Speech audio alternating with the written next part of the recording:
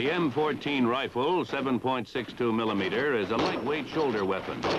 It is somewhat similar to the M1 rifle in functioning and appearance, but with additional characteristics of other small arms. The M14 rifle is designed for both full automatic and semi-automatic fire. In semi-automatic fire, each squeeze of the trigger fires one round. By turning the selector to full automatic, fire is continuous as long as the trigger is held back and there are rounds in the magazine. One of the objectives in developing the M14 was to provide a weapon which would use the 7.62 millimeter ammunition, standardized for small arms by the NATO nations. The 7.62 millimeter cartridge is 1/2 inch shorter and 12% lighter than the familiar caliber 30 M1 rifle cartridge, but due to an improved propellant powder, it has the same ballistics. The M14 rifle has many of the characteristics of several older weapons. They are the M1 rifle, the previous standard of the United States Army since World War II,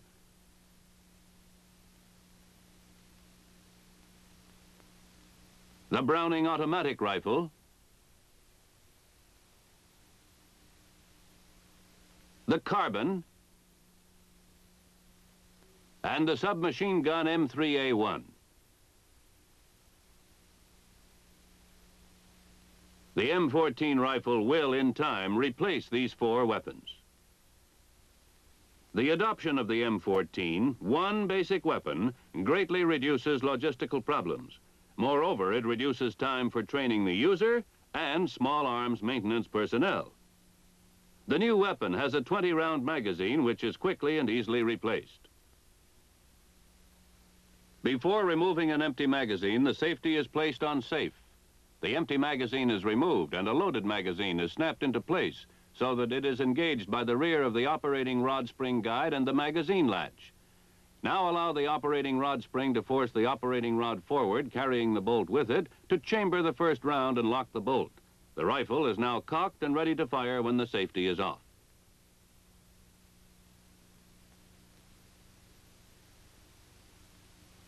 The magazine also can be replenished from the top with clips of 5 rounds each without removing the magazine from the weapon.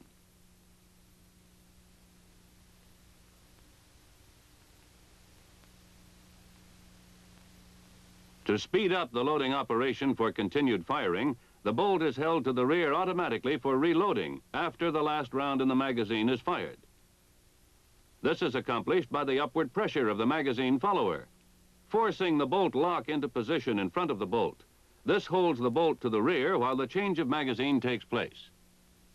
By pulling slightly to the rear on the operating rod, the rifleman allows the bolt lock spring to expand, pivoting the bolt lock out from in front of the bolt.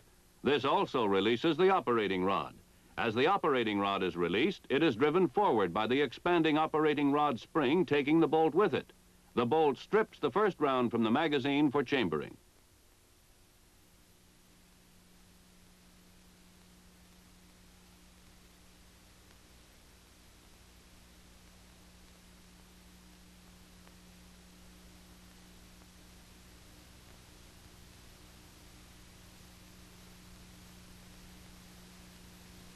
Another feature of the M14 is its flash suppressor.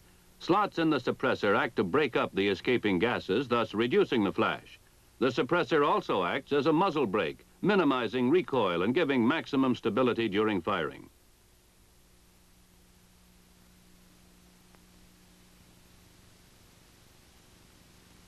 This is the way the flash suppressor works.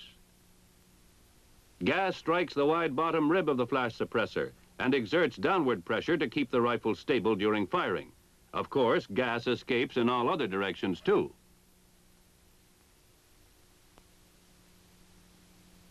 When the propellant gas hits the front of the slots, it tends to pull the weapon forward, reducing recoil.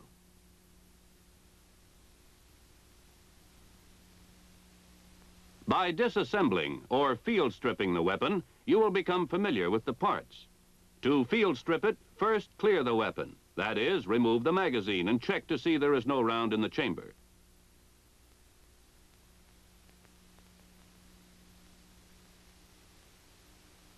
Put the safety in the safe position. Turn the rifle upside down with the muzzle pointing to your left. To remove the firing mechanism, grasp the rear of the trigger guard and pull to your right and pry upward. Then swing up the trigger guard and lift out the firing mechanism. Separate the stock from the receiver by placing your left hand on the gas cylinder and lifting upward on the butt of the stock.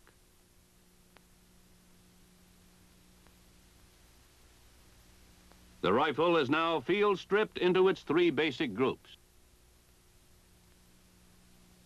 The firing mechanism assembly, the stock group, and the barrel and receiver group. To further disassemble the weapon into individual parts, turn the barrel and receiver group on its side with the connector assembly up. To release the connector assembly, press forward on it with the right thumb until the forward end can be lifted off the connector lock. Rotate the connector assembly clockwise until the slot at the rear end is aligned with the elongated stud on the sear release. Then slightly lower the front end of the connector and lift it from the sear release.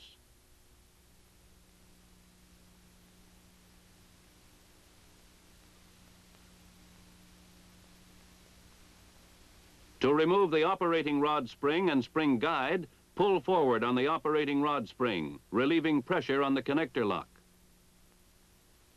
Pull the lock outward. Then remove the operating rod spring and spring guide. Now turn the barrel and the receiver group so the sights are up.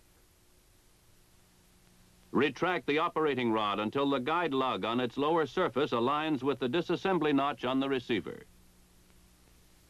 Lift the operating rod out and to the rear, disengaging it from the operating rod guide.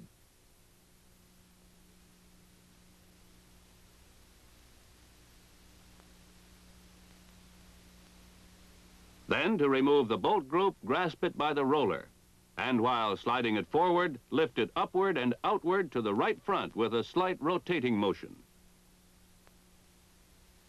The barrel and receiver group is now field stripped into the connector assembly, the operating rod spring and guide, the operating rod, and the bolt. These basic groups may be further disassembled if required. The rifle is assembled by reversing the procedure. After reassembly, the rifle should be hand-operated without ammunition to check for freedom of action of the components.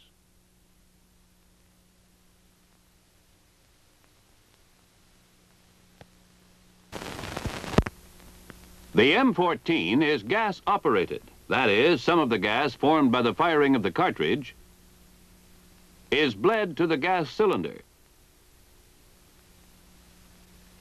In the gas cylinder, the gas inside the piston expands.